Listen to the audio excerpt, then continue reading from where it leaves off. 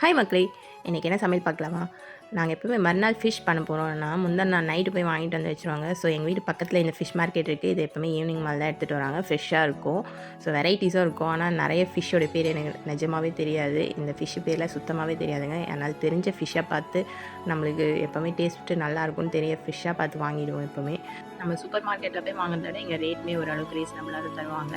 So நாங்கள் இன்றைக்கி வாங்கின ஃபிஷ் பார்த்திங்கன்னா, பண்ணா ஃபிஷ் தான் வாங்கியிருந்தோம். அது வந்து வறுத்துடலாம் அப்படின்னு சொல்லிட்டு அது வாங்கிட்டு நெக்ஸ்ட்டு குழம்புக்காக எல்லா மீனும் கலந்தது. இந்த கிழங்கா, கிளிச்ச அந்த மாதிரி நிறைய ஃபிஷ், நெத்திலி இதெல்லாம் கலந்து அது ஒரு ரியால் கொடுத்தாங்க. ஸோ பண்ணா வந்து அதுவும் ஒரு ரியாலுங்க. நம்ம ஒரு காசுக்கு ரூ. 200 ஒரு கிலோ. நம்ம ஊரில் இருக்க ஃபிஷ் ரேட்டுக்கும் இங்கே எப்படி இருக்குன்னு எனக்கு மறக்காமல் கமெண்ட்ஸில் சொல்லுங்கள். ஸோ வாங்கிட்டு அந்த ஃபிஷ்ஷை நல்லா மாங்காய் போட்டு மீன் குழம்பு வச்சுட்டு அப்படியே மசாலா போட்டு எல்லாமே ஃப்ரை பண்ணி எடுத்தாச்சுங்க. செம்ம டேஸ்ட்டாக இருந்துச்சு. ஸோ இப்படி தான் எங்களுடைய சண்டே போச்சு. ஓகே மக்களே, பாய். நெக்ஸ்ட் வீடியோவில் பார்க்கலாம். மறக்காமல் சேனலை சப்ஸ்கிரைப் பண்ணிக்கோங்க.